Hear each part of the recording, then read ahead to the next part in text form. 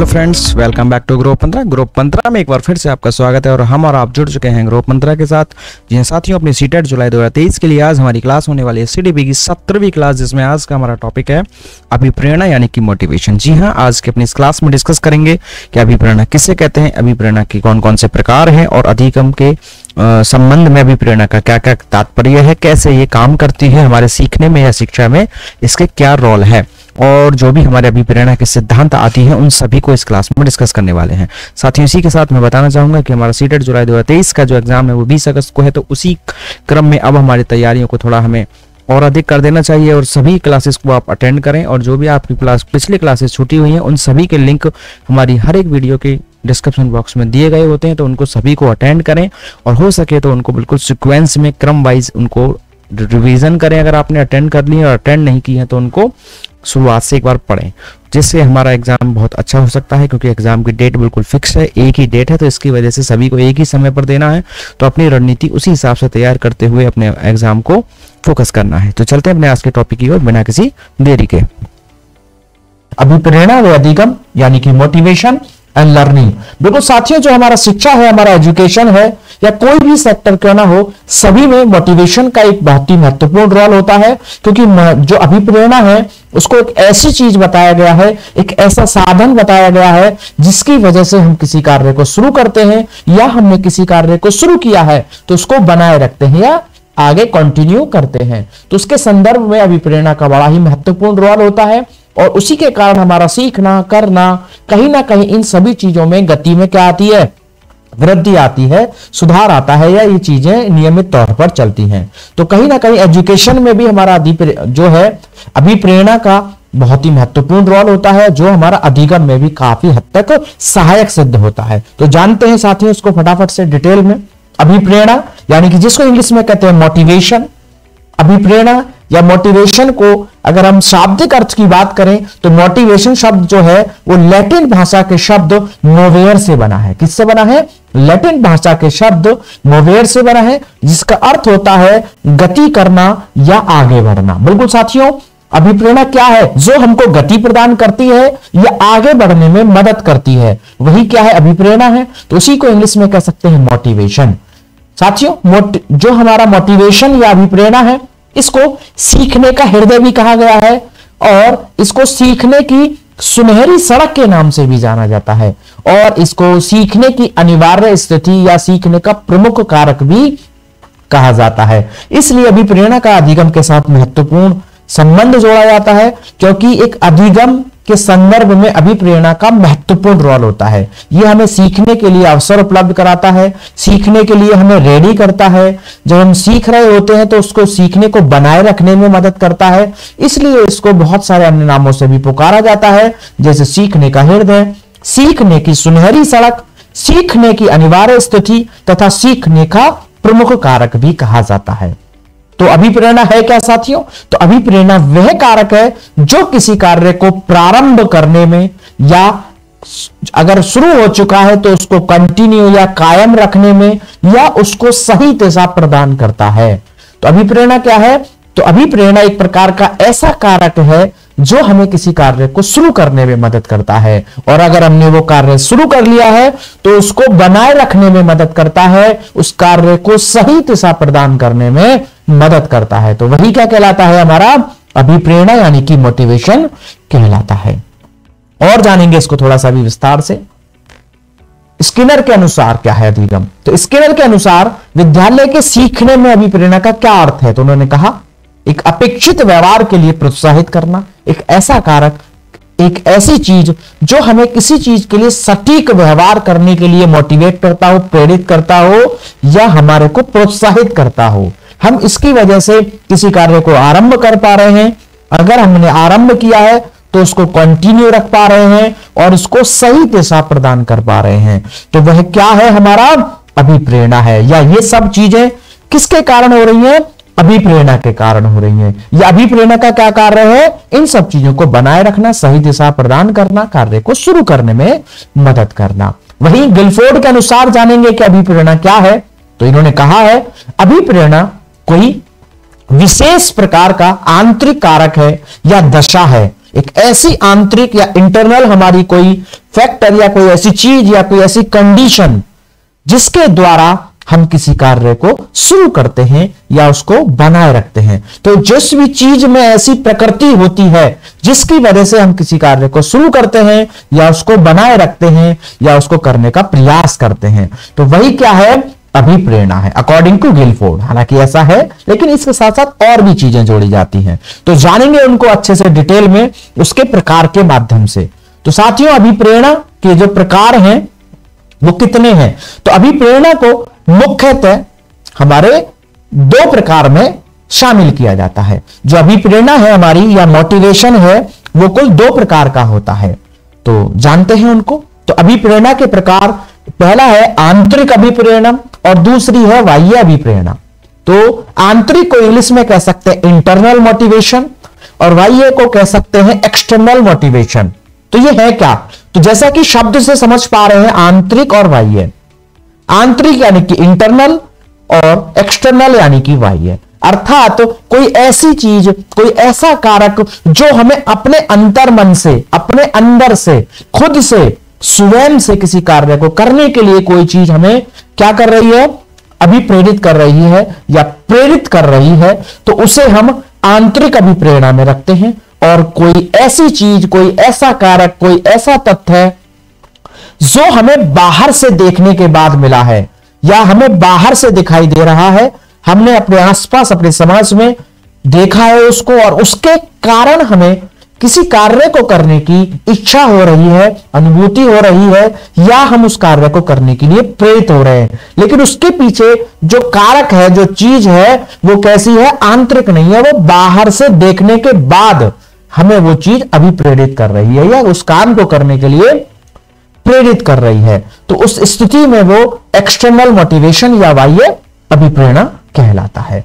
साथियों, इनके अंदर भी हम इसको दो दो प्रकार से डिवाइड करते हैं। कुछ लोग इनको चार सीधे एक साथ लिख देते हैं कि अभिप्रेरणा के चार प्रकार होते हैं, लेकिन अगर इनको बहुत ही व्यवस्थित और अच्छे ढंग से समझा जाए तो अभिप्रेरणा दो प्रकार की है और ये सभी प्रकार की चीजें उनके अंदर शामिल होती हैं। जानते हैं उनको, थोड़ा सा विस्तार से भी जानेंगे अभी।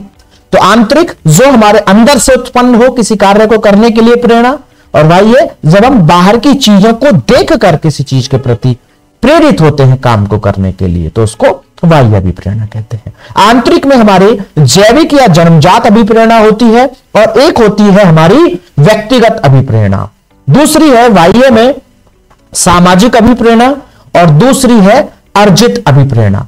जैसा कि आप देख पा रहे हैं कि मैंने आंतरिक और बाह्य दोनों की जो पहली प्रकार हैं अभिप्रेरणा के, उनको एक बॉक्स में बंद किया है, और सेकंड नंबर पे जो दोनों के हैं इनको एक सेकंड बॉक्स में, सेम बॉक्स में बंद किया है। क्योंकि कहने का मतलब है कि इनमें कुछ सिमिलरिटीज हैं, बस इंटरनल और एक्सटर्नल का ही चेंज है, लेकिन कुछ बेसिक फंडामेंटल हैं, कुछ ऐसे बेसिक कॉजेज हैं जो दोनों के सेम है या समान है। तो उसी आधार पर इनको हमने डिवाइड किया है। तो पहला है इंटरनल में, बहुत अच्छे से समझेंगे, आगे डिटेल और भी समझेंगे अभी, लेकिन पहले इसको सरसरी तौर पर समझते हैं। यहीं पर जैविक या जन्मजात और सामाजिक, ये दोनों होने को तो एक आंतरिक में है और एक बाह्य में है, लेकिन इनमें एक समानता है कि ये दोनों व्यक्ति की खुद से होती हैं। ठीक है, जैविक या जन्मजात जो हमारे अंदर खुद से है और अंदर से है, और ये सामाजिक अभिप्रेरणा भी, ये भी जो है हमारी खुद से है लेकिन मिल बाहर से रही है। ठीक है, और व्यक्तिगत अभिप्रेरणा और अर्जित अभिप्रेरणा, यानी कि आंतरिक और बाह्य में इन दोनों को लिया जा रहा है, लेकिन समान इसलिए देखा जा रहा है कि ये हर पर्सन में भिन्न भिन्न पाई जाएंगी। जो हमारी पिछली है जैविक और सामाजिक है, ये प्रत्येक व्यक्ति में निश्चित तौर पर पाई ही जाएंगी, ये सभी में पाई जाएंगी, चाहे वो आंतरिक रूप से आ रही है चाहे बाह्य रूप से आ रही है। लेकिन ये दोनों की विशेषता है जैविक अभिप्रेरणा और सामाजिक अभिप्रेरणा की कि ये हर व्यक्ति में निश्चित तौर पर पाई जाएंगी, हर व्यक्ति में इनको देखा जा सकता है। ठीक है, और ये समान रूप से हर व्यक्ति में होती है। और वहीं दूसरी जो है व्यक्तिगत और अर्जित अभिप्रेरणा, एक को आंतरिक में रखा है एक को बाह्य में रखा है, कि ये पर्सन टू पर्सन डिफर करती हैं, ये हर व्यक्तियों में समान रूप से नहीं होंगी और हर व्यक्ति में जरूरी नहीं है कि हो। इसलिए इनको दोनों को समान बॉक्स में रखा था। तो पहली वाली आंतरिक के अंदर जैविक या जन्मजात और बाह्य के अंदर सामाजिक अभिप्रेरणा, ये निश्चित तौर पर हर व्यक्ति में पाई जाएंगी, लेकिन वो बात अलग है कि एक आंतरिक रूप से हो रही है और एक बाहर से हो रही है। वहीं दूसरी व्यक्तिगत अभिप्रेरणा या अर्जित अभिप्रेरणा, ये जो है हमारी बाहर से हो रही है और ये एक अंदर से हो रही है, लेकिन ये हर व्यक्ति में अलग अलग प्रकार से होगी या अलग अलग प्रकृति की पाई जाएगी। अब इनको और डिटेल समझेंगे एक एक टाइप को समझते हुए। तो आंतरिक अभिप्रेरणा को थोड़ा सा आप लिखित रूप में भी समझ लेते हैं और एक आध बिंदुओं पर चर्चा हो जाएगी डिटेल में। आंतरिक अभिप्रेरणा व्यक्ति की खुद की रुचि होती है, यह अपनी इच्छा पर आधारित होती है, जैसा कि मैं बता चुका हूं। इसके द्वारा जो प्रक्रिया होती है उसमें व्यक्ति पूर्णतः समर्पित होकर कार्य करने का प्रयास करता है। बिल्कुल, आंतरिक अभिप्रेरणा एक ऐसी अभिप्रेरणा है जिसके कारण हम किसी भी कार्य को पूर्णतः समर्पित होकर करने का प्रयास करते हैं, क्योंकि जब हमारी कोई चीज अंतर मन से अपनी खुद के स्वयं की इच्छा पर आधारित होती है तो कहीं ना कहीं हम उस कार्य को करने में अधिक रुचि लेते हैं और उसमें पूर्ण समर्पण का भाव देखा जाता है। अर्थात जब कोई बच्चा अपने आप से सीखता है, अपने आप से किसी कार्य को करता है, तो वहां पर ऐसा माना जाता है कि वह आंतरिक रूप से अभिप्रेरित है। कैसे अभिप्रेरित है? वो आंतरिक रूप से अभिप्रेरित है। अब इसके अंतर्गत पहला जानेंगे। आंतरिक के अंतर्गत पहला है जैविक या जन्मजात अभिप्रेरणा। कुछ हमारी बायोलॉजिकल्स मोटिवेशंस होती हैं, अर्थात एक ऐसी मोटिवेशन या आंतरिक होते हुए भी एक ऐसी अभिप्रेरणा जो हर व्यक्ति में निश्चित तौर पर पाई जाती है। और किस कारण पाई जाती है? क्योंकि वह बायोलॉजिकल है, इसलिए वो सभी में पाई जाती है। तो जैविक या जन्मजात अभिप्रेरणा आंतरिक है और कैसी है? ये सभी व्यक्तियों में निश्चित तौर पर पाई जाती है। इस प्रकार की अभिप्रेरणा व्यक्ति में जन्म से ही पाई जाती है। बिल्कुल, हर व्यक्ति में कब से पाई जाएगी? जन्म से पाई जाती है। अगर इसकी संतुष्टि ना हो या इसकी संतुष्टि के अभाव में प्राणी जीवित नहीं रह सकता है। इस प्रकार की अभिप्रेरणा को शरीर जनित या प्राथमिक अभिप्रेरणा के नाम से भी जाना जाता है, जैसे कि भूख, प्यास, विश्राम, काम या यौन इच्छा जिसे कह सकते हैं। ये सभी व्यक्तियों में निश्चित तौर पर पाई जाती हैं, जन्म से पाई जाती हैं, इसलिए इसको आंतरिक कहा जाएगा। और जन्म से है, बायोलॉजिकल है, इसलिए इसको उसके अंतर्गत हम शामिल करेंगे। किसमें? हमारा आंतरिक के अंतर्गत जैविक में शामिल करेंगे। तो ये कहीं ना कहीं हुई तो जन्मजात ही, इसलिए हम इसको आंतरिक के अंतर्गत रख रहे हैं।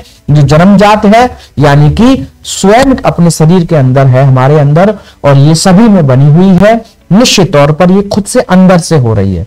तो इसी को कहते हैं, जैसे कि भूख हर व्यक्ति को लगती है, प्यास हर व्यक्ति को लगती है, विश्राम सब करना चाहते हैं, आराम से कंफर्ट सब चाहते हैं, और जो है किसी भी प्रकार के साधन संपन्न होना चाहते हैं, और हमारी यौन इच्छा वगैरह सभी चीजें ये आंतरिक है। और कैसी है? साथ ही साथ जन्मजात है।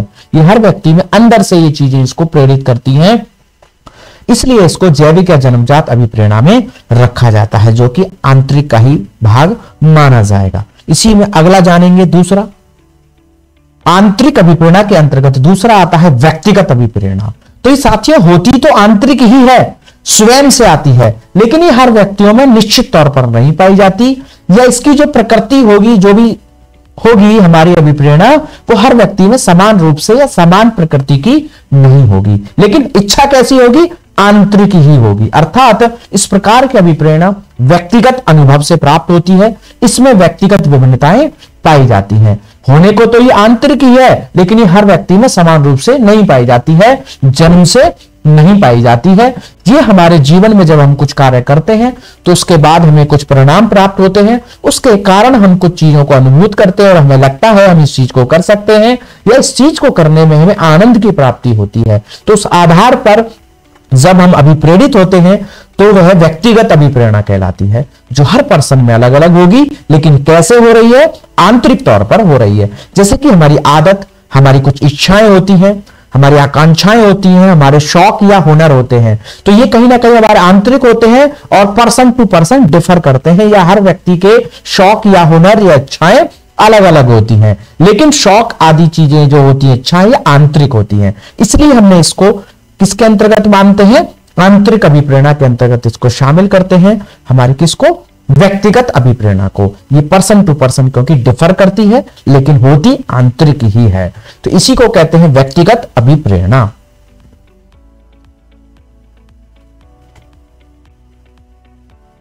अगला है बाह्य या इसको मनोसामाजिक अभिप्रेरणा भी कहते हैं, एक्सटर्नल मोटिवेशन भी कहते हैं, अर्थात जो हमें बाहर से प्राप्त हो।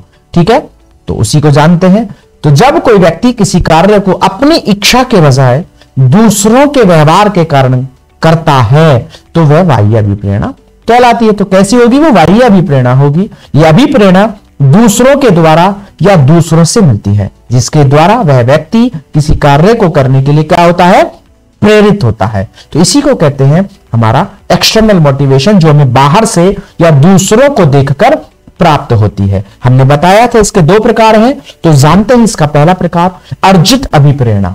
मैंने बताया आपको, अर्जित यानी कि जिसको हम बाहर से ग्रहण करते हैं। अर्जन का मतलब होता है जब हम अपने आसपास चीजों को देखते हैं और फिर उनको अपने व्यवहार में शामिल करते हैं। जब व्यवहारिक रूप से हम किसी चीज को ग्रहण करते हैं, अपने व्यवहार में शामिल करते हैं, तो उसे अर्जन कहा जाता है, एक्विजिशन के नाम से जाना जाता है। तो वो भी कभी कभी हमें क्या करती है? अभिप्रेरित करती है। तो इस प्रकार की अभिप्रेरणा वातावरण के संपर्क में आकर प्राप्त होती है। कैसे आती है? वातावरण के संपर्क में आकर प्राप्त होती है, अर्थात ये जन्म से विद्यमान ना होकर वातावरण से प्राप्त होती है। लेकिन एक ऐसी है जो सभी रूप से, समान रूप से सभी व्यक्तियों में पाई जाती है, इसलिए इसको हम, है तो ये एक्सटर्नल ही, लेकिन बाहर से अर्जित तो कर रहे हैं, लेकिन ये कैसी है? लगभग निश्चित तौर पर समान रूप से सभी लोगों में कहीं ना कहीं पाई जाती है। अर्थात जब हम दूसरों की उपलब्धियों को देखकर प्रेरित होते हैं, हम भी चाहते हैं कि हमारे पास शौक सुविधाएं हो, हमारे पास एक अच्छा व्यवसाय या काम हो, एक अच्छा हमारा एक पोजीशन हो, हमारा एक अच्छा खासा एक इंफ्रास्ट्रक्चर हो। तो ये सभी चीजें हर व्यक्ति में लगभग निश्चित तौर पर पाई जाती हैं। इसी को हम अर्जित अभिप्रेरणा के अंतर्गत रखते हैं या मानते हैं, क्योंकि हम दूसरों की उपलब्धियों को देखकर निश्चित तौर पर अभिप्रेरित होते हैं। ऐसा कोई भी व्यक्ति नहीं इस जीवन में, इस प्रकृति में, जो दूसरों को देखकर अभिप्रेरित ना होता हो और उन चीजों को नहीं करना चाहता हो। तो कुछ चीजें ऐसी हैं जो हर व्यक्ति करना चाहता है अपने जीवन में, जैसे कि मैंने भी आपको एग्जांपल से बताए, तो वो सब किसमें चले जाएंगे? आपके अर्जित अभिप्रेरणा में, जो लगभग समान रूप से सभी व्यक्तियों में पाए जाते हैं। लेकिन कहां से प्राप्त हो रहे हैं? ये कहां से हमारे अंदर आ रहे हैं? बाहर से आ रहे हैं। इसलिए इसको हम एक्सटर्नल मोटिवेशन या बाह्य अभिप्रेरणा के अंतर्गत रखते हैं। किसको? अर्जित अभिप्रेरणा को। जानते हैं बाह्य अभिप्रेरणा का दूसरा प्रकार सामाजिक अभिप्रेरणा। बिल्कुल साथियों, यह जो है हर व्यक्ति में बाहर से ही प्राप्त हो रहा है, लेकिन ये पर्सन टू पर्सन थोड़ा सा डिफर करता है। कुछ व्यक्ति बहुत ज्यादा अधिक पुरस्कार प्राप्ति की चाहना रखते हैं, कुछ सामान्य सुविधाओं को ही प्राप्त करना चाहते हैं, कुछ समाज में सर्वोच्च स्थान प्राप्त करना चाहते हैं, तो कुछ सामान्य स्थान प्राप्त ही करना चाहते हैं। तो ये लगभग हर पर्सन में डिफर कर सकता है, लेकिन मिल ये हमें बाहर से ही रहा है, तो उसी को सामाजिक अभिप्रेरणा कहा जाता है। ये सामाजिक भय वह वर्चस्व की भावना के कारण होता है। जब हमारा समाज में हमारे किसी चीज के प्रति भय होता है, हम अपना वर्चस्व स्थापित करना चाहते हैं, टॉप लेवल पर पहुंचना चाहते हैं, या कुछ लोग सोचते हैं कि हम छोटे या कम कार्य को कर भी खुश हैं, या हमको सिर्फ इतना ही चाहिए, आदि आदि। जब हम समाज के कारण अभिप्रेरित होते हैं तो उसको सामाजिक अभिप्रेरणा कहा जाता है। इस प्रकार की अभिप्रेरणा व्यक्ति को सामाजिक व्यवहार करने की प्रेरणा देती है। जैसे हम निंदा, पुरस्कार, प्रशंसा, प्रसिद्धि, सामूहिकता व आत्मगौरव आदि के कारण भी क्या होते हैं? अभिप्रेरित होते हैं। इन चीजों की चाहना रखते हैं, कामना करते हैं और इनको अपने जीवन में हासिल करना चाहते हैं। तो ऐसी जब चीजें हमारे अंदर विकसित होती हैं, तो उन माध्यमों को, उन साधनों को, उन कारकों को हम किस में रखेंगे? सामाजिक अभिप्रेरणा में, या सामाजिक अभिप्रेरणा कहेंगे, और वो प्रोसेस या जो प्रक्रिया है वो सामाजिक अभिप्रेरणा कहलाएगी। तो हमने जाना कि अभिप्रेरणा के कितने प्रकार होते हैं और उनको डिटेल में अच्छे से समझा। अब हम जानेंगे अभिप्रेरणा के सिद्धांत, क्योंकि हमारे एग्जाम में अभिप्रेरणा के सिद्धांत भी आते हैं। तो अभिप्रेरणा के सिद्धांत यानी कि प्रिंसिपल ऑफ मोटिवेशंस क्या है, अर्थात एक हमारे व्यवहार परिवर्तन कैसे होता है, किस किस प्रकार से हम कौन कौन सी परिस्थितियों में अधिक अभिप्रेरित होते हैं। इन सिद्धांतों को, इन्हीं बातों को समझने का या समझाने का जो तरीका है, उन्हीं बातों को हम अभिप्रेरणा के सिद्धांत के रूप में जानते हैं। अर्थात एक जो हमको अभिप्रेरित करने का एक तरीका है, कब, कैसे और किस प्रकार से हम अभिप्रेरित होते हैं, इन सब की विवेचना अभिप्रेरणा के सिद्धांतों के आधार पर की जाती है, जिसमें हम अपना पहला सिद्धांत पढ़ेंगे। सीटेट के लिए मोस्ट इंपॉर्टेंट टॉपिक है हमारा ये। सीटेट में बिल्कुल निश्चित तौर पर इसमें से क्वेश्चन पूछा जाता है। साथ ही साथ आप कोई भी परीक्षा देते हैं अगर टीईटी की, तो उसमें निश्चित तौर पर इसमें से ये क्वेश्चन इस सिद्धांत में से देखने को मिल जाता है। तो यूपी टेट है, स्टेट, रीट, कोई भी स्टेट का एग्जामिनेशन हो, इस सिद्धांत में से संबंधित क्वेश्चन पूछा जाता है, क्योंकि कहीं ना कहीं यह हमारा जो सिद्धांत अभिप्रेरणा का सर्वमान्य और बहुत ही अच्छे से इसको जो है व्याख्या की गई है, जो वास्तव में जीवन में ऐसा होता है। तो जानते हैं इस पहले सिद्धांत को, जैसा कि आप देख पा रहे हैं, इसका नाम है पदानुक्रमिक सिद्धांत, या इसको आत्मसिद्धि का सिद्धांत भी कहते हैं, या आवश्यकता का पदानुक्रमिक सिद्धांत कहते हैं। तो अभिप्रेरणा का आवश्यकता का पदानुक्रमिक सिद्धांत, या अभिप्रेरणा का आत्मसिद्धि का सिद्धांत, या अभिप्रेरणा का पदानुक्रमिक सिद्धांत के नाम से अक्सर पूछा जाता है। तो यही हमारा जो सिद्धांत है, इसको पूछा बहुत ज्यादा है, जो कि दिया है हमारा अब्राहम मैस्लो ने। किसने दिया है? अब्राहम मैस्लो ने हमारा आवश्यकता का पदानुक्रमिक सिद्धांत दिया है, जिसे आत्मसिद्धि का सिद्धांत के नाम से भी जाना जाता है। और इसमें जो है हमारा इसको सेल्फ एक्चुअलाइजेशन जो है थ्योरी ऑफ मोटिवेशन के नाम से भी जाना जाता है, जो हमारा दिया है किसने? अब्राहम मैस्लो ने दिया है। तो जानेंगे इसमें क्या है। तो अब्राहम मैस्लो ने अभिप्रेरणा के संदर्भ में एक पिरामिड शेप, एक पिरामिड आकार का एक सिद्धांत दिया है। पिरामिड के रूप में इसको समझाने का काम किया है कि क्या, कि हमारी आवश्यकताएं जो होती हैं उसके आधार पर हम अभिप्रेरित होते हैं। और इन्होंने आवश्यकताओं को कुल 5 प्रकार से विभाजित करते हुए अपना आवश्यकता का पदानुक्रमिक सिद्धांत या अभिप्रेरणा के संदर्भ में आवश्यकता का पदानुक्रमिक सिद्धांत दिया है। अर्थात इन्होंने अपने सिद्धांत में आवश्यकता के अनुसार हमारे अभिप्रेरणा को समझाया है, और जिसमें इन्होंने कुल 5 प्रकार की आवश्यकताओं को बताया है, या 5 प्रकार की मांगों को बताया है। इनके अनुसार अभिप्रेरणा का स्तर हमारी आवश्यकता अनुसार होता है या बदलता रहता है। इनके अनुसार कहने का मतलब अभिप्रेरणा क्या है कि हमारी कुछ मांग होती है, हमारी कुछ आवश्यकताएं होती हैं, हम उनके अनुसार अभिप्रेरित होते हैं, और जैसे जैसे हमारी मांग पूरी होती चली जाती है, हम एक के बाद फिर अगली मांग के लिए अभिप्रेरित होने शुरू हो जाते हैं, या अगली मांग के लिए कार्य करना शुरू कर देते हैं। लेकिन हम पिछली अभिप्रेरणा को भी बनाए रखते हैं, उस काम को भी हम चाहते हैं कि वो बना रहे, वो उपलब्धि हमें मिली रहे, बनी रहे, और उससे अधिक एक नई उपलब्धि के लिए हम काम करना शुरू कर देते हैं। उसी को ही आवश्यकता का पदानुक्रमिक सिद्धांत कहा गया, जिसमें 5 प्रकार की आवश्यकताएं या मांग बताई गई हैं। अब इनको समझते हैं डिटेल में, वो 5 मांग कौन सी हैं। तो आप जैसा कि देख पा रहे हैं, आपके सामने है ये पिरामिड शेप में आपका सिद्धांत दिया हुआ है, जिसमें आप देख रहे हैं नीचे से इसको ऊपर की ओर लेके चलते हैं। इसमें पहले नीचे की चीजों की चर्चा की जाती है, फिर धीरे धीरे ऊपर की ओर लेवल बढ़ता है, इसलिए इसको पिरामिड या आकार का भी अभिप्रेरणा का सिद्धांत के नाम से जाना जाता है। इन्होंने हमारी आवश्यकताओं को 2 प्रकार से बांटा है, निम्न स्तर की मांग और उच्च स्तर की मांग। कहीं कहीं इसको लिखा भी गया है कि ये 3 प्रकार की है, प्राथमिक, द्वितीयक और उच्च स्तरीय, लेकिन सामान्यतः इसको निम्न और उच्च स्तर की मांग में ज्यादा समझा जाता है, माना जाता है। तो जानते हैं इन 5 को। तो मैस्लो के आवश्यकता के पदानुक्रमिक सिद्धांत के अनुसार जो हमारी मांग है वो 5 प्रकार की होती है, जिसमें पहली हमारी जो मांग होती है वो दैहिक या शारीरिक मांग होती है। कौन सी होती है? दैहिक या हमारी शारीरिक मांग होती है, जिसे आप फिजिकल नीड्स कह सकते हैं। अर्थात वर्तमान में या सर्वप्रथम या सबसे पहले व्यक्ति इस जीवन में सबसे अधिक अभिप्रेरित किस चीज के लिए होता है? सबसे पहले वो अपनी शारीरिक मांगों के लिए होता है, वो अपनी फिजिकल नीड्स को पूरा करना चाहता है। जैसे ही उसकी शारीरिक मांग पूरी होती है तो फिर वह सुरक्षा की दृष्टि से अपनी मांगों को पूरा करने का प्रयास करता है। जैसे ही उसकी शारीरिक के बाद सुरक्षा मांग पूरी होती है तो वह आत्मीय मांग की ओर अभिप्रेरित होता है। फिर आत्मीय मांग जब पूर्ण होने लगती है या उसमें निपुणता आने लगती है, उसको संतुष्टि होने लगती है, तो वह सम्मान के प्रति अभिप्रेरित होता है, और अंत में वो चाहता है कि मुझे आत्मसिद्धि मिले, मैं ऑन द टॉप हूं, सबसे अच्छा हूं, सबसे बढ़िया हूं, और सब मेरा सम्मान करें, सत्कार करें। इस प्रकार से हमारा अभिप्रेरणा का क्रम चलता है। अब एक एक मांग को बिल्कुल अच्छे से डिटेल में विद एग्जाम्पल जानेंगे। तो चलते हैं अपनी पहली मांग, दैहिक मांग या शारीरिक मांग। तो पहला है हमारा फिजिकल नीड्स या शारीरिक मांग। अकॉर्डिंग टू मैस्ले सर्वप्रथम व्यक्ति जो किसके लिए अभिप्रेरित होता है, अपनी शारीरिक मांग के लिए अभिप्रेरित होता है।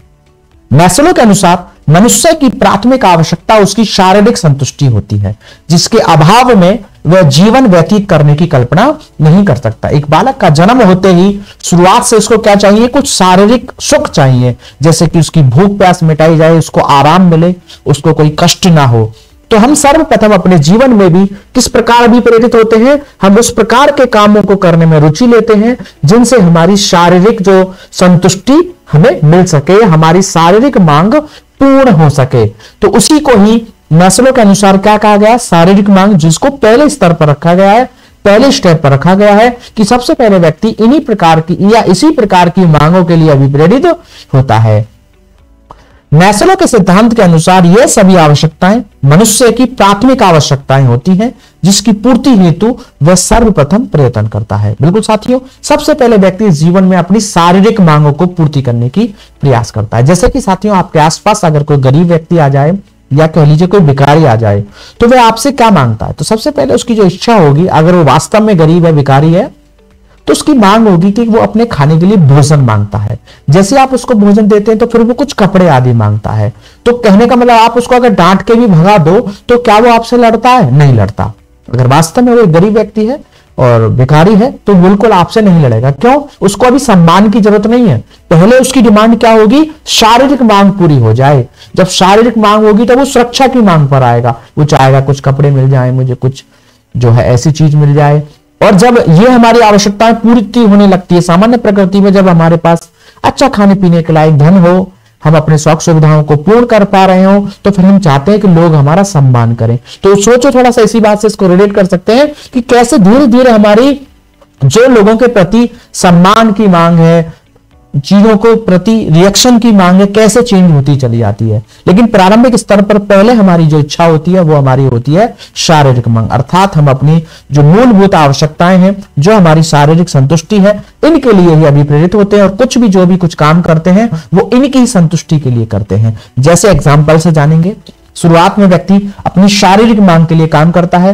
कोई भी व्यक्ति हो, सबसे पहले वो जो भी अपने जीवन में उपलब्धि हासिल करेगा, काम करेगा, उसकी उपलब्धियों के पीछे मूलभूत कारण शुरुआत में क्या होता है कि उसका पेट भर सके, समय से 2 वक्त का अच्छे से खाना खा सके, अपने तन को ढक सके। बहुत फैंसी कपड़े नहीं पहनूं, बहुत अच्छे कपड़े नहीं पहनूं, लेकिन अपने शरीर को, तन को अच्छे से ढक सकूं, अपना पेट भर सकूं, शाम को मुझे प्रॉपर नींद मिल सके या आराम मिल सके, अनावश्यक कष्ट में ना झेलूं, कम से कम ज्यादा ना हो मेरे पास पैसा, तो मेरे पास मूलभूत इतनी सुविधाएं होनी चाहिए।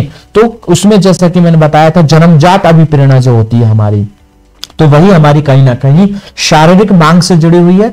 जब हम अपने भोजन, पानी, कपड़े, यौन इच्छा, आराम, निंद्रा, इन सब चीजों के लिए काम करते हैं, तो वो हमारा क्या होता है? अभिप्रेरणा का अकॉर्डिंग टू मैस्ले प्रथम स्तर होता है, जो हर व्यक्ति में निश्चित तौर पर पाया जाता है। और इसी प्रकार से शुरुआत व्यक्ति की किसी भी चीज को, उपलब्धि को प्राप्त करने के लिए चलती है। तो पहले व्यक्ति की शारीरिक मांग होती है। जैसे ही उसकी शारीरिक मांग पूर्ति की हो जाती है तो उसकी दूसरी मांग उत्पन्न होती है, सुरक्षा मांग या सेफ्टी नीड्स।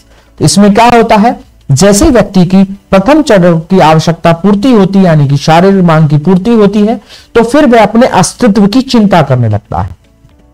अर्थात उसे लगता है रोटी पानी कपड़ा अच्छा जुगाड़ मेरा हो चुका है, मेरे पास शौक सुविधाएं ठीक है, इतना मैं अपना जीवन चला सकता हूं। तो अब उसे लगता है कि भाई मेरा भविष्य भी है, मैं भविष्य में बीमार पड़ सकता हूं, मेरे पास अपना कुछ अच्छा खासा फ्यूचर के लिए कुछ धन होना चाहिए, अपना घर का मकान होना चाहिए। सुरक्षा की दृष्टि से मेरे पास कपड़े हैं वो साधारण से हैं, वो प्रत्येक मौसम जलवायु के लिए अनुकूल नहीं है, तो मेरे पास अच्छे और उसी प्रकार के टिकाऊ कपड़े हों ताकि मैं बीमार ना पड़ूं, मेरा भविष्य खराब ना हो। भविष्य में जो भी मेरी जो जरूरतें हैं उनको भी ध्यान में रखते हुए वो चाहता है कि मैं कुछ ऐसी व्यवस्थाएं करूं, कुछ ऐसे काम करूं जिससे मेरा भविष्य खराब ना हो। अर्थात वह अपने फ्यूचर को लेकर, अपनी सुरक्षा को लेकर के चिंतित होने लगता है। और उसी प्रकार से फिर उनकी पूर्ति के लिए वो कामों को करना शुरू करता है, जिसको ही सुरक्षा की मांग कहा गया है। वह अपने अस्तित्व की महत्ता को समझने लगता है, जिस कारण वह अपने जीवन मृत्यु के संबंध में सोचने लगता है और सुरक्षा संबंधी चीजों की ओर क्या होता है, आकर्षित होने लगता है। जब किसी के पास साथियों खाने तक के लिए भोजन ना हो तो वह अपनी जान बचाने के लिए या जान बचाने के लिए बहुत ज्यादा महत्वपूर्ण प्रयास नहीं करता है।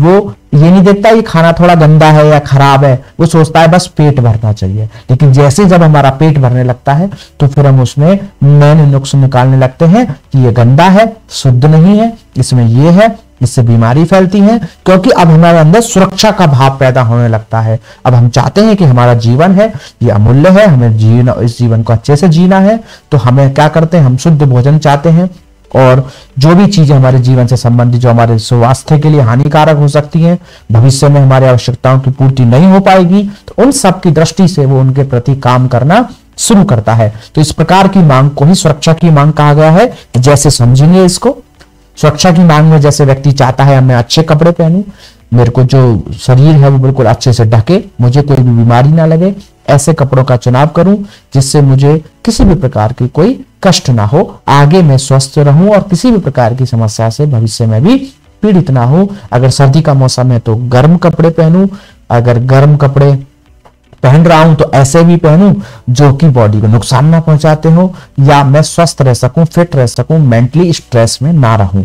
और क्या चाहता है कि मेरा अपना सुरक्षा की दृष्टि में घर मकान आदि भी जोड़ा जाता है। देखो कपड़े तो साथियों जो हमारा शारीरिक मांग में भी थे, लेकिन वहां कपड़े सिर्फ तन को ढकने की दृष्टि से थे, लेकिन यहां पर वो और भी बहुत सारी चीजों को ध्यान में रखते हुए अच्छे कपड़ों का चुनाव करता है, क्योंकि अब उसको सुरक्षा का भी भाव दिख रहा है।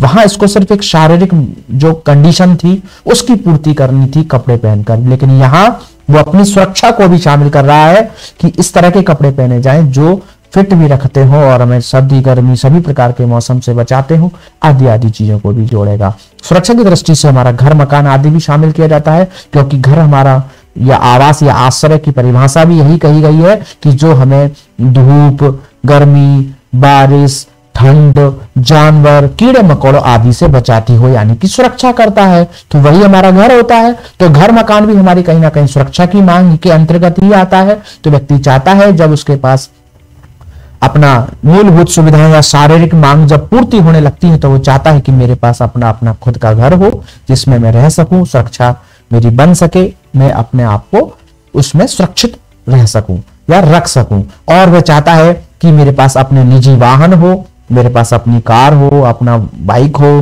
ताकि मैं आसानी से कहीं भी जा सकूं, आ सकूं, सेफ एंड सिक्योर रह सकूं। तो ये सब चीजें व्यक्ति या फ्यूचर के लिए अपने लिए प्रॉपर्टी खरीदता है, धन खरीदता है, सोना चांदी खरीदता है। तो ये सभी चीजें व्यक्ति किस कारण करता है, अपनी सुरक्षा की दृष्टि से करता है। एक गरीब व्यक्ति, भूखा व्यक्ति का उसको पैसा मिलेगा, अगर बहुत सारा पैसा भी मिल जाए तो क्या वो पहले सीधे सोना खरीदने जाएगा? बिल्कुल नहीं। निश्चित तौर पर वह पहले भोजन खरीदेगा। जब भोजन खरीद लेगा और चीजें अच्छी होने लगेंगी, वो भोजन को उसको लगता है कि मेरे पास इतना पैसा है कि अब मैं भूखा नहीं रहूंगा, मैं अच्छे कपड़े पहन लिए, मुझे अब पैसे अब कोई दिक्कत नहीं रहेगी, तब वह सोचता है कि क्यों ना इसको कुछ प्रॉपर्टी में इन्वेस्ट कर दिया जाए या मैं कुछ इसके लिए कोई ऐसी चीजें लेकर रख लूं जो मुझे आगे काम आए। तो उसी को सुरक्षा की मांग में शामिल किया गया है।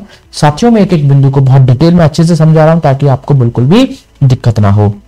तो यह हमारी सुरक्षा की मांग होती है। अगली मांग की ओर चलते हैं, आत्मीय मांग। तो जैसे हमारी ये दोनों मांग पूरी होती है, शारीरिक और हमारी सुरक्षा की मांग, तो फिर हमें क्या लगता है कि हमारे अंदर आत्मीयता यानी कि लव एंड बिलोंगिंग नीड्स शुरू हो जाती हैं।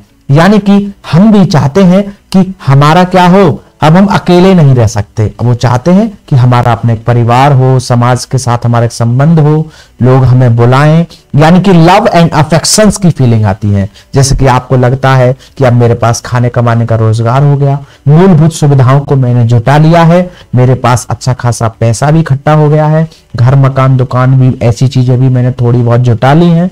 तो फिर आपको लगता है कि इन सब संसाधनों को, इन चीजों को यूज करने वाला, इन साधनों में खुशी से, प्रेम पूर्ण व्यवहार से, अपना एक लव एंड अफेक्शन के साथ हमारा चीजें आगे चलें। अगर वो कोई पुरुष है तो वो चाहता है कोई स्त्री हो जो उसको खाना बनाए, बना के दे, खिलाए, साथ में रहे, उसका ख्याल करे, आदि आदि। वहीं दूसरी तरफ अगर एक स्त्री है तो वह चाहती है कि उसका एक परिवार हो, पति हो, बच्चे हो, उनके साथ खेले, उनका काम करे, उनकी सेवा करे, अपना भी काम करे, उनसे सम्मान प्राप्त करे, आदि आदि, एक केयर करे हमारे और हमारे साथ एक प्रेम पूर्ण व्यवहार बने। तो जब ऐसी ऐसी हमारे अंदर ख्याल आने लगते हैं तो उसी को आत्मीय मांग के अंतर्गत या लव एंड बिलोंगिंग नीड्स में शामिल किया जाता है। लेकिन ये कब आएगा? जब हमारी शारीरिक मांग पूरी हो जाए, फिर सुरक्षा मांग पूरी हो जाए, तब हम इस प्रकार की चीजों के प्रति अभिप्रेरित होते हैं। तो फिर हम इसी प्रकार से कुछ चीजों को कार्य को करने का प्रयास करते हैं। उसी को आत्मीय मांग में रखा गया है। समझते हैं इसको एग्जाम्पल के माध्यम से।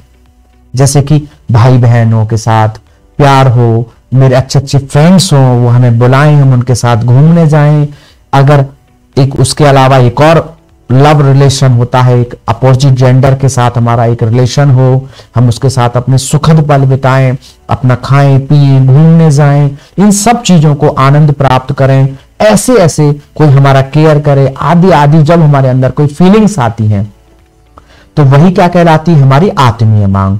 भाई बहन, दोस्त, प्यार, पति पत्नी, बच्चे हों, वो हमें ख्याल करें, बच्चे पापा पापा कहें, मम्मी मम्मी कहें, ऐसी ऐसी फीलिंग्स आती हैं। तो ये सब क्या है? हमारी आत्मीय मांग होती है। लेकिन ये कब जन्म होती है, लेती है, कब पैदा होती है? जब हमारी शारीरिक और सुरक्षा मांग पूरी हो जाती है। तो फिर इस प्रकार की चीजें होती हैं जो हमें अभिप्रेरित करती हैं और हम इन्हीं के लिए फिर आगे के कार्य को करते हैं। जैसे माता पिता बनने के बाद हम जो धन कमाते हैं, वो देखा जाए तो अपने लिए, हमारे लिए थोड़ा बहुत ही धन काफी है, लेकिन हम अधिक धन क्यों कमाते हैं? क्योंकि हमारे बच्चे हैं, परिवार है, पति है, पत्नी है, उन सबको मूलभूत सुविधाएं देनी है, क्योंकि उनको वो सुविधाएं उपलब्ध करने से हमें आनंद मिलता है, आत्मीय सुख मिलता है। तो उस आत्मीय सुख की प्राप्ति के कारण हम इतना काम करते हैं। देखा जाए तो हम अपना, हमारे लिए कोई ज्यादा जरूरत नहीं है, अकेले हम अपनी सुविधाओं को बहुत कम पैसों में पूर्ण कर सकते हैं। लेकिन हमारी मांग कुछ जो है सिर्फ और सिर्फ शारीरिक या सुरक्षा की नहीं होती, इसके बाद हमारी मांग आत्मीय मांग भी होती है। तो उसके कारण भी हम कभी जब दोनों मांग पूरी होती हैं तो फिर हम उस प्रकार से उन चीजों के कारण भी अभिप्रेरित होते हैं और उसी को इन्होंने आत्मीय मांग रखा है। जैसे हमारी आत्मीय मांग पूर्ण होती है तो फिर हमारी अगली मांग उत्पन्न होती है, सम्मान की मांग, रेस्पेक्ट नीड्स। बिल्कुल साथियों, जब हमारी शारीरिक मांग पूरी हो जाती है फिर सुरक्षा मांग पैदा होती है, सुरक्षा मांग पूर्ण होने के बाद आत्मीय मांग, और जब हमारा परिवार हो जाए, बच्चे हो जाएं, ये सारी चीजें हो जाएं, लव हो, अफेक्शन हो, तो फिर हमारी उनके प्रति, जो आसपास के प्रति या आसपास के लोगों से संबंधित, हम चाहते हैं कि वो हमारा सम्मान करें, हमें वैल्यू दें और हमारा एक अच्छा खासा उनके बीच में स्थान हो। तो उसी को कहते हैं सम्मान की मांग। जैसे कि अभी आप क्या चाहते हैं? अभी हम सिर्फ इतना चाहते हैं कि हमारी जॉब लग जाए, हम टेट पास हो जाए, ठीक है? तो सिर्फ हमारी मूलभूत सुविधा जो कारण है, मांग है, वो टेट पास करने की है।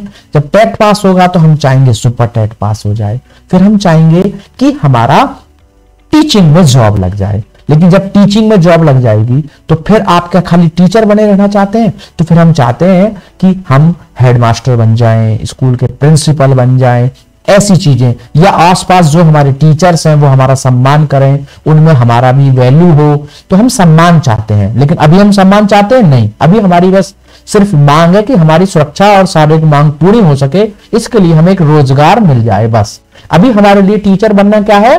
सिर्फ एक रोजगार है, अर्थात हमारे लिए वो शारीरिक और सुरक्षा मांग को पूर्ण कर रहा है।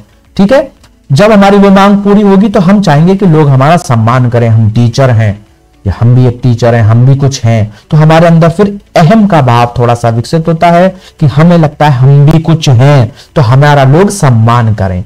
तो फिर हम अपने सम्मान की दृष्टि से चीजों को करना शुरू करते हैं। हमारे को ऐसी चीजें अभिप्रेरित करती हैं जिससे हमें समाज में, अपने परिवार में, आसपास की चीजों में सम्मान मिले। तो सम्मान की मांग क्या है? तो आत्मीय मांग पूर्ति हो जाने के बाद उसे समाज में गौरवपूर्ण तरीके से जीवन यापन करने हेतु सम्मान की आवश्यकता महसूस होने लगती है। वह दूसरों से अपनी एक अलग पहचान बनाने, अर्थात खुद को विशिष्ट या स्पेशल दिखाने की आवश्यकता को महसूस करता है। उसे लगता है मैं स्पेशल हूं, मैं कुछ अलग हूं, मुझे भी लोग सम्मान करें, मेरी भी बात सुने और मुझे भी माने। जिस कारण समाज के सभी लोग उससे प्रेमपूर्ण व्यवहार करें और उसका आदर करें। उसको ऐसी जरूरत महसूस होने लगती है और इसकी प्राप्ति के लिए फिर वो उस प्रकार के व्यवहार को करने लगता है। तो अर्थात यहां पर हमारे जो व्यवहार होते हैं वो किस प्रकार के शुरू होते हैं, जो हमें कहीं ना कहीं सम्मान प्राप्त कराएंगे या सम्मान की दृष्टि से जो हमारी आवश्यकताएं हैं उनकी पूर्ति होगी। समझते हैं इसको एग्जाम्पल से। जब हमारी आत्मीय मांग पूर्ण होती है तो हम चाहते हैं, अगर हम एक पुरुष हैं तो हम चाहते हैं हमारी स्त्री, हमारी पत्नी हमारी सेवा करे, हमारा ख्याल रखे। जैसे कि आप पिक्चर में देख रहे हैं, पत्नी है वो पुरुष के पैर छू रही है तो पति बड़ा खुश है कि चलो कितनी अच्छी पत्नी है, मेरा सम्मान करती है।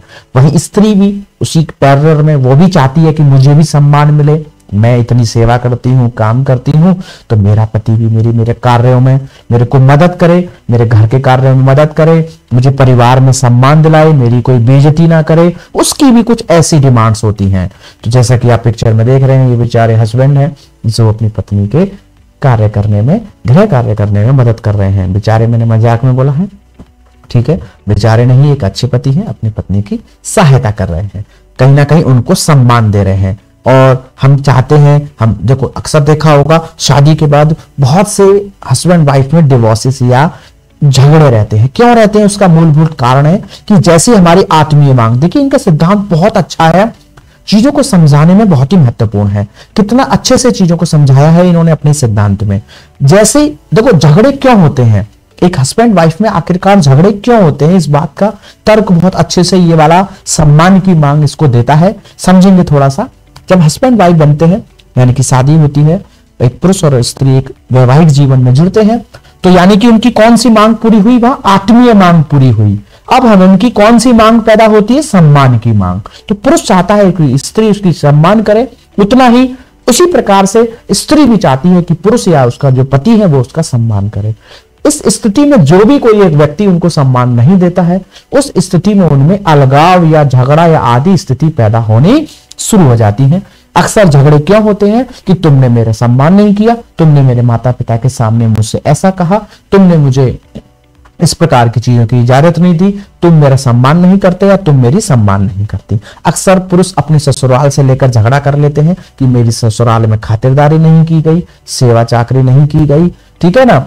तो हमारी क्या इच्छा होती है, सम्मान। या हमारे बच्चे हो जाते हैं तो हम चाहते हैं कि बच्चे जो हुए हैं वो अच्छा पढ़े लिखे, क्लास में फर्स्ट रैंक आए, स्टेज पे बुलाकर हमें अवार्ड दिया जाए, इनके माता पिता हैं ये, कितने अच्छे बच्चे हैं ये। तो हम क्या चाहते हैं, अब सम्मान। अभी तक हमारी चाहना क्या थी, बस कैसी पत्नी आ जाए या पति हो जाओ और हमारे अच्छे अच्छे बच्चे हों, बस। अब हम चाहते हैं वो बच्चे बहुत अच्छा पढ़ें, अच्छा स्थान क्लास में हासिल करें, जीवन में कुछ अच्छे अच्छे काम करें, जिससे हमारा सम्मान में लोग कहें कि देखो ये उनके माता पिता, ये बच्चे कितने होनहार हैं। तो अब बच्चा जो है अच्छा हो, ज्ञानवान हो, बहुत अच्छा टैलेंटेड हो, क्योंकि इसी के माध्यम से माता पिता को क्या मिलेगा, सम्मान। तो फिर किसके बाद जन्म लिया इसने, आत्मीय मांग के बाद। अब बच्चा चाहता है या कोई भी व्यक्ति अब क्या चाहता है कि उसको सम्मान मिले, क्योंकि आत्मीय मांग उसकी पूर्ण हो गई। तो वह चाहता है उसको समाज में उचित स्थान मिले, उसके परिवार बच्चों द्वारा सब उसको सम्मान करें, उसकी बातों को स्थान दें, वैल्यू दें, उसकी खातिरदारी करें, उसकी सेवा करें, उसकी कार्य में मदद करें, यानी कि कुल मिलाकर की वो सम्मान की मांग चाहता है। तो ये कब होगी, लेकिन जब उसकी हमारी आत्मीय मांग पूर्ण हो जाएगी। और जब उसको सम्मान भी मिलने लगता है तो फिर उसकी अगली मांग तुरंत पैदा होती है, आत्मसिद्धि की मांग। या मैस्लो के अनुसार इसको आत्मबोध की या मनुष्य की आवश्यकताओं का अंतिम चरण भी माना गया है। यह बिल्कुल अंतिम स्टेप माना गया है। इसके अनुसार मनुष्य को आत्मबोध तब होता है तब वह अपने चारों चरणों की पूर्ति कर लेता है। अर्थात जब व्यक्ति की शारीरिक मांग पूरी हो जाए, सुरक्षा मांग पूरी हो जाए, हमारे आत्मीय मांग हो जाए, सम्मान भी मिलने लगे, तो अब उसे लगता है कि मैं बिल्कुल टॉप लेवल पर होना चाहिए। लोगों में अगर मैं जैसे कि अब टीचर बन गया हूं तो अब मैं हेडमास्टर बन जाऊं, और हेडमास्टर के बाद भी वो चाहेगा कि मैं प्रिंसिपल बन जाऊं, या कई कॉलेजों के ऊपर या कोई भी संस्थान है जिसमें टॉप लेवल के जो पर्सन होते हैं, जैसे डायरेक्टर हो गए, है ना, जनरल मैनेजर हो गए, इस प्रकार के टॉप लेवल पर पहुंच जाऊं और भी उच्च स्थान को हासिल करूं, या सभी लोग मेरे अंडर में ही काम करें। तो कहीं ना कहीं उसी को आत्मसिद्धि की मांग से थोड़ा सा कनेक्ट कर सकते हैं, समझ सकते हैं, जोड़ सकते हैं। अर्थात जब व्यक्ति चाहता है कि संसार जो भी है इसमें सत्यता की उसे पहचान होने लगे, आंतरिक संतुष्टि जो उसको बहुत अधिक चाहिए, कहीं ना कहीं वो लोगों के साथ एक बहुत अच्छे से संबंध बनाना चाहता है, समाज में उच्च स्थान हासिल करना चाहता है। जैसे देखा होगा अक्सर लोग गवर्नमेंट जॉब करने के बाद, जैसे कोई आईएएस पीसीएस अधिकारी होते हैं, क्योंकि जीवन भर उनको अच्छे से सम्मान मिला होता है, उसके बाद उनका अभिप्रेरणा का स्तर क्या होता है, जैसे ही वो लोग रिटायर होते हैं तो वो कोई चुनाव लड़ते हैं, विधायक या सांसद, ऐसे कोई भी चुनाव लड़ते हैं। क्यों? क्योंकि अब उनको सम्मान तो भरपूर मिला है, अब उनकी डिमांड है आत्मसिद्धि की, इसलिए इसको अंतिम चरण माना गया है। अब वो क्या चाहते हैं, मैं सांसद या विधायक बनूं, मंत्री बनूं, प्रधानमंत्री बनूं, इस प्रकार से टॉप लेवल की चीजें हों। अब जो मैंने सम्मान प्राप्त किया है, अब ऐसे लोग मेरे नीचे काम करें, तो उसी को आत्मसिद्धि की मांग में रखा गया है। जैसे एग्जाम्पल भी देख लेते हैं। आत्मसिद्धि की मांग में जैसे समाज के प्रति क्रियाशील होना, बहुत स्वत स्फूर्ति होना, नवीनता के चीजें विकसित हो, नवीन कुछ काम हो, अलग स्पेशल कुछ काम हो, अंतर व्यक्तिगत संबंध अच्छे बने, यानी कि जो हमारा इंटरपर्सनल इंटेलिजेंस है, यानी कि दूसरों लोगों के साथ अच्छे संबंध हो, हम दूसरों को समझ सकें, दूसरे लोग हमें समझे, हमें वैल्यू दें, हमें तवज्जो दें, समाज में हमारा सर्वोच्च स्थान हो। जैसे कि कोई भी व्यक्ति कोई भी अगर काम करना शुरू करता है, बिजनेस करना शुरू करता है, तो वो चाहता है बस मेरी दुकान या जो भी बिजनेस है चल जाए, लेकिन धीरे धीरे वो क्या चाहता है कि मेरा बिजनेस सबसे टॉप पे हो। जैसे आप पिक्चर में देख रहे हैं रिलायंस के मुकेश अंबानी, तो ये क्या है, सर्वोच्च स्थान पर एक बहुत बड़े बिजनेसमैन है। तो ये क्या, आत्मसिद्धि, यानी कि टॉप लेवल पर जब हम जाना चाहते हैं किसी भी चीज के संदर्भ में। एक पिक्चर का सीन है ये बुलंदी का, जिसमें ये अनिल कपूर है और तुम्हारे इसमें आप देख रहे हैं, इसमें क्या है, वो टॉप लेवल, पूरा गांव पूरा समाज उनको सम्मान करता है। हर व्यक्ति चाहता है उनके जैसे मैं ओहदे पर पहुंचूं, पूरा समाज, पूरा गांव, पूरा एरिया, पूरा क्षेत्र हमारा सम्मान करे। ऐसी स्थिति जब हमारे मन में आती है या इस प्रकार की चीजों के प्रति जब हम अभिप्रेरित होते हैं, तो उसी को ही आत्मसिद्धि की मांग में शामिल किया जाता है। तो साथियों, इसी के साथ मुझे उम्मीद है कि आपको मैस्लो का आवश्यकता का पदानुक्रमांक जो समझ में आया होगा कि व्यक्ति कैसे आवश्यकताओं के आधार पर अभिप्रेरित होता है। पहले शारीरिक, फिर हमारी सुरक्षा मांग होती है, फिर आत्मीय मांग, फिर हमारी सम्मान की मांग, और अंत में हम चाहते हैं आत्मसिद्धि की मांग। तो यही हमारा मैस्लो का आवश्यकता का पदानुक्रमिक सिद्धांत है, जिसमें उन्होंने अभिप्रेरणा के 5 चरण बताए हैं पिरामिड के आधार पर। अगला सिद्धांत है अभिप्रेरणा का मूल प्रवृत्ति का सिद्धांत। ये दिया है हमारा विलियम मैकडूगल ने। तो विलियम मैकडूगल के अनुसार अभिप्रेरणा क्या है, तो इन्होंने कहा है कि जब भी कोई व्यवहार, जो भी हमारा व्यवहार होता है, वो मूल प्रवृत्ति से प्रेरित होने पर किया जाता है, तो उसे ही मूल प्रवृत्ति का सिद्धांत कहते हैं। जैसे संवेग उत्पन्न होते हैं, हम वैसे ही कार्य को करने के लिए अभिप्रेरित होते हैं। इनका कहने का मतलब है कि मैकडूगल कहना चाह रहे हैं अभिप्रेरणा क्या है, अभिप्रेरणा कैसे मिलती है। तो उन्होंने कहा कि जैसे भी हमारे इमोशंस होते हैं, अगर हम बहुत खुश हैं तो उसी प्रकार से कार्य को करना पसंद करते हैं। अगर किसी कार्य को करने से हमें खुशी मिल रही है तो वो हमें अभिप्रेरित करती है। अगर किसी कार्य को करने से दुख मिल रहा है या इसको नहीं करेंगे तो हम दुख में चले जाएंगे, तो हम इसलिए भी इन कामों को करते हैं कि हमें दुख से बचना है, कष्ट से बचना है। इस प्रकार से हम कई बार चीजों का चुनाव करते हैं। तो जो हमारे इमोशंस होते हैं, कहीं ना कहीं हमें वह भी कई बार किसी कार्य को करने में मदद करते हैं। हम चीजों का चुनाव उसी आधार पर करते हैं। तो हमारे जैसे इमोशंस होते हैं, हम उसी प्रकार से उन कार्य को करना चाहते हैं। जैसे कोई व्यक्ति जिसके अंदर भोजन से संबंधित है, जैसे संवेग में भोजन भी होता है, हमारा भूख भी एक संवेग है। तो अगर हमारे को कोई व्यक्ति भूख उसको बहुत अधिक लगती है या उसको भोजन बहुत प्रिय है, तो उसके जीवन में कौन सी चीजें उसे अभिप्रेरित करेंगी, जो उसको भोजन उपलब्ध कराती हो। किसी व्यक्ति को सम्मान की ज्यादा एक संवेग है, उसके अंदर सम्मान भाव बहुत है, उसको सम्मान बहुत चाहिए, तो वो ऐसी क्रियाओं को करना पसंद करता है जिससे उसको सम्मान मिले। तो इसी बात से आप स्पष्ट कर सकते हैं कि एक जो हमारा संवेगात्मक स्तर है, जो हमारी मूल प्रवृत्ति होती है, उसी के आधार पर वो हमें अभिप्रेरित करती हैं। हम जो चीजें हमें अच्छी लगती हैं, जो इमोशंस हमारे अंदर अधिक होते हैं, हम उसी प्रकार से उन्हीं प्रकार की चीजों को अपने व्यवहार में शामिल करते हैं, अर्थात वही चीजें हमारे लिए अभिप्रेरणा के रूप में काम करती हैं। इसी को सिद्धांत को दिया है अभिप्रेरणा के मूल प्रवृत्ति के सिद्धांत को हमारे विलियम मैकडूगल ने। अगला है आनुवांशिकी पैटर्न सिद्धांत, जो कि लॉरेंस ने दिया है। इन्होंने कहा है कि अभिप्रेरणा क्या है, तो इन्होंने अभिप्रेरणा के संदर्भ में हमारी आनुवांशिकी या हेरिटेज, जो हमारी हेरिडिटी होती है, इसको रेस्पॉन्सिबल बताया है। अर्थात कहा है कि अभिप्रेरणा क्या है? तो इन्होंने कहा कि जैसे हमारे माता पिता होते हैं या हमारे माता पिता का अभिप्रेरणा का स्तर जैसा होता है, हमारी संतान भी उसी प्रकार से अभिप्रेरित होती हैं। अर्थात माता पिता अगर बहुत पॉजिटिव हो किसी चीज को लेकर तो बच्चे भी पॉजिटिव रहते हैं, माता पिता किसी चीज को लेकर नेगेटिव हो तो संतान भी नेगेटिव रहती है। देखा होगा अक्सर जो माँ बाप दबंग होते हैं थोड़े से, तो उनके बच्चे भी लोगों से कम डरते हैं, दबंग टाइप के ही होते हैं। कुछ माँ बाप जो अपने आप को डरते हैं कि हमें ये काम नहीं करने चाहिए, क्या फायदा लड़ाई झगड़े में, तो उनके बच्चे भी स्वतः ही लड़ाई झगड़ों से दूर रहते हैं। तो कहीं ना कहीं हमारा जो अभिप्रेरणा का स्तर है, किसी कार्य को, किसी सोचने के प्रति सोच, हमारी जो भी दृष्टिकोण है, हमें वो चीजें प्रेरित करती हैं, उसी प्रकार से करती हैं जैसे हमारे माता पिता का स्तर उस चीज के प्रति उनकी सोच या अभिप्रेरणा का स्तर होता है। इसी बात को स्पष्ट करते हैं हमारे लॉरेंज। इसलिए इस सिद्धांत को अभिप्रेरणा का आनुवंशिकी पैटर्न सिद्धांत के नाम से जाना जाता है। तो आनुवंशिकी पैटर्न सिद्धांत किसने दिया? लॉरेंज ने। इसमें इन्होंने क्या कहा है कि जिस प्रकार से माता पिता अभिप्रेरित होते हैं, उनकी संतान भी उसी प्रकार से अभिप्रेरित होती हैं। अगला सिद्धांत है अभिप्रेरणा का मनोवृत्ति का सिद्धांत, जो कि सिगमंड फ्राइड ने दिया है। तो बिल्कुल साथियों, इनके अनुसार बालक का जैसा मन होता है वह उसी प्रकार से अभिप्रेरित होता है। बिल्कुल साथियों, इन्होंने एक सिद्धांत भी दिया है मनोविश्लेषणवाद का सिद्धांत, इड ईगो सुपर ईगो, अर्थात ये मन की अवस्थाएं बताई हैं। तो कुछ लोग ऐसे होते हैं जो शरीर की अधिक सुनते हैं, उनको इदम में रखा गया है। कुछ लोग ऐसे होते हैं जो अपने मन की ज्यादा सुनते हैं, ठीक है, तो उसको परा अहम में रखा हुआ है। और कुछ लोग जो है अपने शरीर और मन दोनों की बराबर सुनते हैं, तो उसको अहम में रखा जाता है।